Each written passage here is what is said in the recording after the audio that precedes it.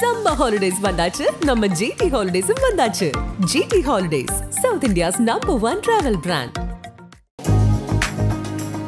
தனுசு ராசிக்காரர்களை பொறுத்த வரைக்குமே 4ஆம் வீட்டில் சனி பகவான் வருகிறார். 4ஆம் வீட்டு சனி பகவான் உயர்கல்வி, உயர் பதவி, ப்ரமோஷன், மரியாதை போன்றவற்றெல்லாம் தருகிறார்.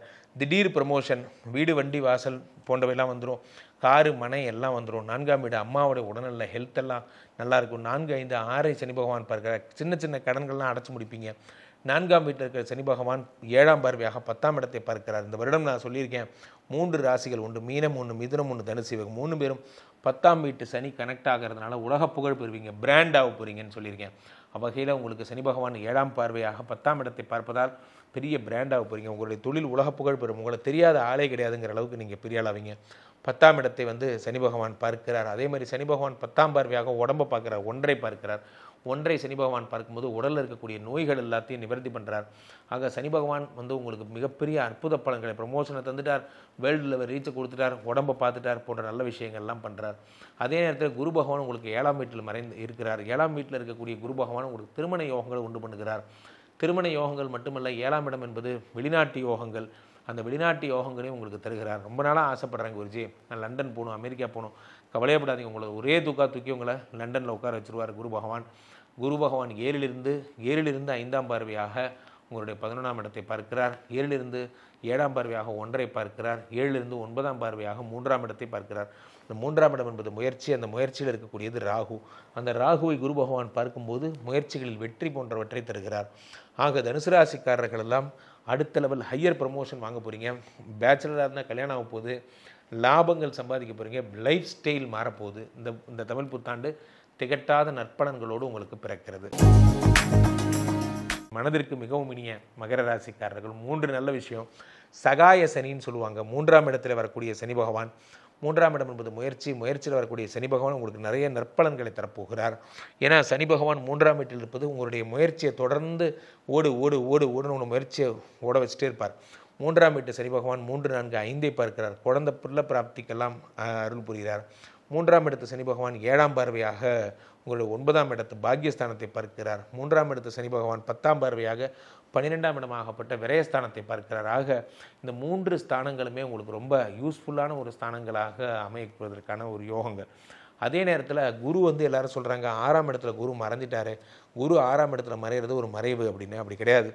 12 கூடிய குரு பகவான் 6இல் மறைவது விபரீத ராஜயோகம் என்று பொருள். விபரீத ராஜயோகம். 12 கூடியவன் 6ஆம் வீட்டில் மறைகிறார். 6ஆம் வீட்டில் மறைகின்ற குரு 5ஆம் பார்வையாக உங்களுடைய 9ஆம் இடம், உங்களுடைய 9ஆம் இடத்தை 10ஆம் இடத்தை பார்க்கிறார். 10ஆம் இடத்தை பார்த்த அதே குரு பகவான் அடுத்து உங்களுக்கு 1ஐ பார்க்கிறார். அதே மாதிரி உங்களுக்கு மகர ராசிக்காரர்களுக்கு 7ஆம் பார்வையாக 12ஐ பார்க்கிறார். 9ஆம் பார்வையாக 2ஆம் இடத்தை பார்க்கிறார். 2ஆம் இடம் என்பது தனஸ்தானம். தனஸ்தானத்திலே ராகு பகவான் இருக்கிறார். எல்லாரும் சொல்லுவாங்க மகர ராசிக்காரர்களுக்கு 2ல் ராகு வந்துட்டார், 8ல் கேது வந்துட்டார், காலசர்ப்ப தோஷம்னு கிடையவே கிடையாது. குரு பகவான் 2ஐ பார்க்கறதுனால உங்களுக்கு என்ன ஏற்படும்னா பெருஞ்சொத்து சேரக்கூடிய அம்சங்கள், பெரும் தனம் சேரக்கூடிய அம்சங்கள் எல்லாம் குரு சண்டால யோகம் ஒர்க் அவுட் ஆகி சாதாரணமாக படிக்கணும்னு போனீங்க, திடீர்னு இன்ட்ரெஸ்ட் குரூப் 1 படிக்க ஆரம்பிச்சிட்டிங்க, குரூப் 2 படிக்க போனாலும் குரூப் 1 படிக்க ஆரம்பிச்சிட்டிங்க. அந்த மாதிரி நிறைய படிக்க ஆரம்பிச்சிருவீங்க. 2ஆம் இடத்துல சேர்ந்த உங்கள் ராகுவை, 2ஆம் இடத்துல இருக்கக்கூடிய ராகுவை குரு பார்ப்பதால் வரக்கூடிய விளைவாக மகர ராசிக்காரர்களுக்கு ராகு கேது பெரும்பணத்தை தரப்போகிறார்கள். குரு பகவான் 6ஆம் இடத்தில் மறைந்து விபரீத ராஜயோகத்தை உண்டாக்குகிறார். சனி பகவான் என்னன்னா சகாய சனியாக விளங்குகிறார். ஆக இந்த தமிழ் புத்தாண்டு மகர ராசிக்காரர்களுக்கு மிகவும் மட்டற்ற மகிழ்ச்சி தரும் புத்தாண்டாக இருக்கும். கும்பராசிக்காரர்களை பொறுத்த வரைக்குமே 3 விஷயங்களில் நீங்கள் ஜாக்கிரதையாக இருக்கணும். என்னென்னா, 1, 2ஆம் வீட்டில் வரக்கூடிய சனி பகவான் சனி கொடுத்தால் எவர் தடுப்பார். 2ஆம் வீட்டில் வரக்கூடிய சனி பகவான் நிறைந்த தனலாபங்களை தருவார். இருந்தாலும் பாத சனி என்பதால் நிறைய அலைய வச்சு ஓட வச்சு கொடுப்பார். அது ஒரு பிரச்சனை. அதே மாதிரி 2ஆம் வீட்டில் வரக்கூடிய சனி பகவானால் 2, 3, 4 உயர்கல்வி, உயர் பதவியை சனி பகவான் பார்க்கிறார். 2ஆம் வீட்டு சனி பகவான் உங்களுக்கு 7ஆம் பார்வையாக 8ஆம் இடத்தை பார்க்கிறார், ஆயுள் பாவத்தை பார்க்கிறார்.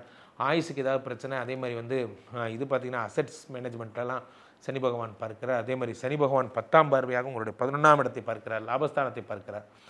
சனியை பொறுத்த வரைக்கும் உங்களுக்கு எந்த பிரச்சனையும் கிடையாது. அசெட்ஸை பார்த்துட்டார், லாபத்தை பார்த்துட்டார், 2ஆம் இடமாகப்பட்ட தனஸ்தானத்தில் இருக்கார். எந்த விதமான கவலைகளும் சனியால் உங்களுக்கு கிடையாது. அதே நேரத்தில் குரு 5ஆம் இடமாகப்பட்ட யோகஸ்தானத்தில் இருக்கிறார், புதனுடைய வீட்டில் இருக்கிறார். டிஜிட்டல் இன்னோவேஷன்ஸ்க்கெலாம் உங்களை கூட்டு போவார். நீங்கள் பார்த்தீங்கன்னா நீங்கள் சாதாரண ஒரு தொழில் பண்ணுறீங்க, அந்த தொழிலை வந்து யூடியூப், ஃபேஸ்புக், இன்ஸ்டா போன்ற டிஜிட்டல் பிளாட்ஃபார்ம்ஸ்லாம் முன்னுக்கு வர்றதில்ல. குரு பகவானை அடிச்சுக்கிறதுக்கு ஆள் கிடையாது. குரு புதனுடைய வீட்டில் அமர்ந்து உங்களுக்கு நிறைந்த சந்தோஷங்களையும் மகிழ்ச்சியும் தருகிறார். 5ஆம் வீட்டில் இருக்கக்கூடிய குரு பகவான், 5ஆம் வீட்டில் இருக்கக்கூடிய குரு பகவான் 5ஆம் பார்வையாக உங்களுடைய 9ஆம் இடத்தை பார்க்கிறார். 7ஆம் பார்வையாக 11ஆம் இடத்தை பார்க்கிறார். அடுத்து 9ஆம் பார்வையாக 1ஐ பார்க்கிறார். 1ஆம் இடம் என்பது என்ன அப்படின்னா உங்களுடைய ராசி. அந்த ராசியில் ராகு அமர்ந்திருக்கிறார். நீங்கள் பெரும்பாலும் பயப்பட வேண்டிய தேவையே ஒன்று தான், ராசியில் அமர்ந்திருக்கக்கூடிய ராகுவுக்கு தான் நீங்கள் ரொம்ப பயப்படணும். காரணம் என்னவென்றால் இந்த ராகு பகவான் மன சஞ்சலங்களை உண்டு பண்ணுவார், கெட்ட பாதைகளுக்கு இட்டு செல்வார். ராசியில் ராகு இருக்கும்போது சிற்றின்பத்தின் மேலே நாட்டம், குடிக்கிறது மேலே நாட்டம், அது மாதிரி ஆட்டம் போடுறது போன்ற விஷயங்கள்லாம் உங்களுக்கு இன்ட்ரெஸ்ட்டை உருவாக்குவார். ராசியில் இருக்கக்கூடிய ராகு தவறான வழிகளில் உங்களை இட்டு செல்வார், குடிக்கிறது போன்ற விஷயங்கள் எல்லாம். ஆக இந்த ராகு பகவானால் உங்களுக்கு வந்து ஏற்படக்கூடிய தீமைகள் சொல்லி மாளாது. வீட்டில் எப்போ பார்த்தாலும் டைவர்ஸ்னு காதில் கேட்டுக்கிட்டே இருக்கும். கும்பராசிக்காரர்கள் மிகுந்த ஜாக்கிரதையுடன் ஃபேமிலி லைஃப்பை ரன் பண்ணணும்.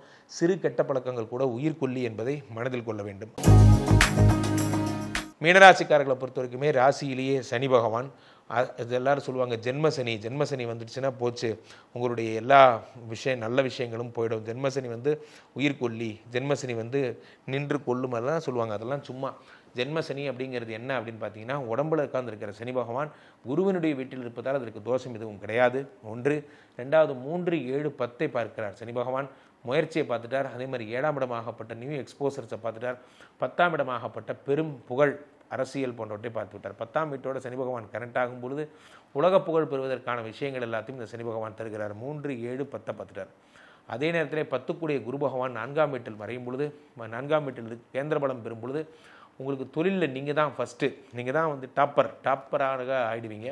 நீங்கள் தான் முதல் நிலை பெறுவீர்கள். 10 கூடையவன் 4ஆம் வீட்டில் வரும்பொழுது, அப்போது குரு பகவான் 4ஆம் வீட்டில் கேந்திர பலம் பெற்று 4லிருந்து 5ஆம் பார்வையாக உங்களுடைய 8ஆம் இடத்தை பார்க்கிறார். 4லிருந்து 7ஆம் பார்வையாக 10ஆம் இடத்தை பார்க்கிறார். 4லிருந்து 9ஆம் பார்வையாக 12ஆம் இடத்தை பார்க்கிறார். ஒரே ஒரு பிரச்சனை என்னென்னா 12இல் வரக்கூடிய ராகு பகவான். இந்த ராகு என்ன தருவார் அப்படின்னு பார்த்தீங்கன்னா, 12ஆம் வீட்டில் இருந்து கொண்டு உங்களுடைய தூக்கமின்மை, டிப்ரெஷன், அதே மாதிரி தொலைந்து போன பழைய கேஸெல்லாம் எடுத்து வச்சு பழைய பிரச்சனைகளுக்கெல்லாம் பஞ்சாயத்து போன்ற பிரச்சனைகளை உருவாக்கி தருவார். ஆக மீனராசிக்காரர்களுக்கும் இந்த வருடம் சுபமான வருடமாக இருக்கும். எந்த விதமான பிரச்சனைகளும் இருக்காது. கொஞ்சம் டிப்ரெஷன், ஸ்லீப்லெஸ்னஸ் மட்டும் இருக்கும். மற்றபடி மீனராசிக்காரர்கள் மிகுந்த சிறப்புடன் இருப்பார்கள். 12 ராசிகளுக்கும் உரிய தமிழ் புத்தாண்டு பலன்களை விரிவாக கண்டோம்.